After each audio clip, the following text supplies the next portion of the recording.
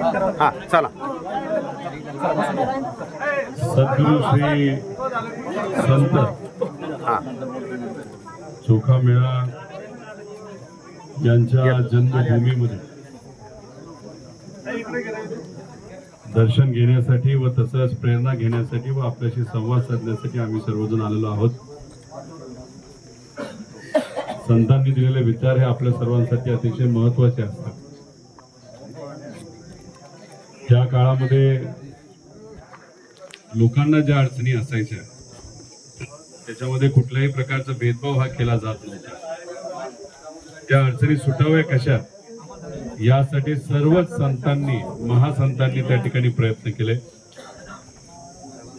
आज सुद्धा आपण जर बघितलं शेतकरी म्हणून आपल्याला अनेक अडचणी असतात, विद्यार्थी म्हणून अनेक अडचणी असतात, युवा म्हणून अनेक अडचणी असतात, महिलांच्या सुरक्षतेचे विषय त्याच्यामध्ये असतात.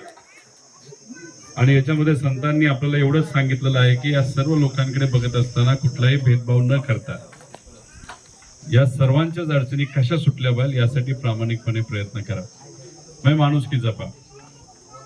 आम्ही राजकारणामध्ये काम करत असताना या सर्व संत श्रेष्ठांच्या माध्यमातून नाही तर त्यांच्या विचाराच्या मार्गदर्शनाखालीच आम्ही काम करत असतो.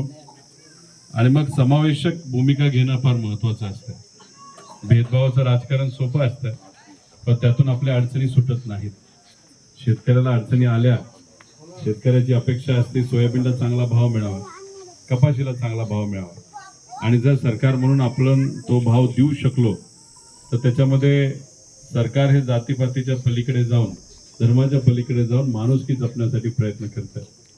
पण जेव्हा सरकारला नाही तर लोकांना हे माहीत असतं की दोन समाजामध्ये वाद लावला, दोन धर्मामध्ये वाद लावला तर आपलं चालतंय, मग त्याच्यात सरकार आणि ते जे सर्व नेते असतात जे सत्तेत असतात ते फक्त वाद लावण्याकडेच लक्ष देत असतात, आपल्या अडचणी सोडवण्याकडे लक्ष देत नसतात. त्यामुळे मग आपल्या अडचणी ह्या वाढतच जातात आणि खास करून आर्थिक अडचणी. त्यामुळे जेव्हा आपण संत भूमीमध्ये येतो प्रेरणा हीच घेत असतो की आमचा आणि आपला सगळ्यांचाच आवाज दाबण्याचा प्रयत्न ताकदवान लोक तिथे करत असतात. त्या काळामध्ये त्या संतांना अनेक अडचणी काही विशिष्ट विचाराच्या लोकांकडनं आल्या, पण मग त्या अडचणीकडे लक्ष न देत तिथं असणाऱ्या सर्वसामान्य लोकांना चांगलं मार्गदर्शन, धार्मिक आध्यात्मिक मार्गदर्शन कसं देता येईल यासाठी सर्व संतांनी तो प्रयत्न केला. त्यामुळे आम्हाला सुद्धा जेव्हा आमचा आवाज हा दाबला जातो तेव्हा अशा पवित्र ठिकाणी येऊन आम्ही प्रेरणा घेत असतो. आणि आज मुद्दामून इथे येऊन नतमस्तक होण्यासाठी खरं तर आम्ही सर्वजण आलेलो आहोत.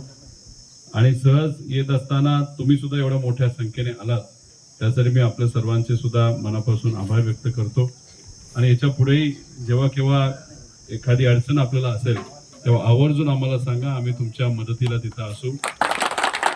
शेतकरी असू द्या, युवा असू द्या, महिला असू द्या, नाही तर कोणालाही अडचणी असू द्या, तर आम्ही तिथं सदैव तुमच्या बरोबर आहोत. जेव्हा केव्हा तुम्हाला वाटलं की तुम्हाला रस्त्यावर उतरायचे, स्वतःच्या हक्कासाठी लढायचंय, तेव्हा या कार्यकर्त्याची आठवण तुम्ही करा. हे सर्व पदाधिकारी येतील पण आम्ही सुद्धा तुमच्या बरोबर खांद्याला खांदा लावून तुमच्या न्यायासाठी तुमच्यासाठी लढायला सदैव त्या ठिकाणी तयार असू. एवढंच या ठिकाणी आपल्या सर्वांना सांगतो. कमी वेळ पुढे बरेच कार्यक्रम आहे. खरं तर कार्यक्रम कमी असले असते तर मग बरेच काही चर्चा करता आली असते, पण इथं आल्यानंतर तुम संघर्ष करो, हम तुम्हारे साथ हैं. तुम संघर्ष करो, हम तुम्हारे साथ हैं. इथं आल्यानंतर बरेच कार्यकर्त्यांची इच्छा होते, हम तुम्हारे साथ हैं. बऱ्याच कार्यकर्त्यांची इच्छा होते की भेटलं पाहिजे, बोललं पाहिजे, घरी आलं पाहिजे. पण एकाच दिवशी या सगळ्या गोष्टी आपल्याला करता येत नाही, पण टप्प्याटप्प्याने नक्कीच आपण ज्या काही गोष्टी करता येईल तेव्हा करू. जेव्हा केव्हा आता या भागामध्ये मी बऱ्याच वेळा आलेलो आहे, प्रचारासाठी तर आलोच आहे, पण एका हुतात्मा आपले जे सैनिक होते तेव्हा त्यांना त्यावेळेस तिथं अडचण आली होती आपल्या बुलढाण्यामध्ये ह्याची तिथं. त्यानंतर काही शेतकऱ्यांनी दुर्दैवाने आत्महत्या केली होती, त्यांनाही तिथं अडचण आली होती, तेव्हा आम्ही आलो होतो.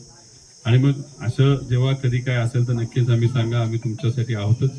त्यामुळे आपल्याला भेटून मनापासून आनंद झाला, एवढंच या ठिकाणी आपल्या सर्वांना सांगतो. रामकृष्ण हरी. एक मिनिट थांबा ना. सर्वांचे उपस्थित आपण वेळात वेळ काढून या ठिकाणी आलात त्याबद्दल मी सर्वांचे या ठिकाणी आभार व्यक्त करतो.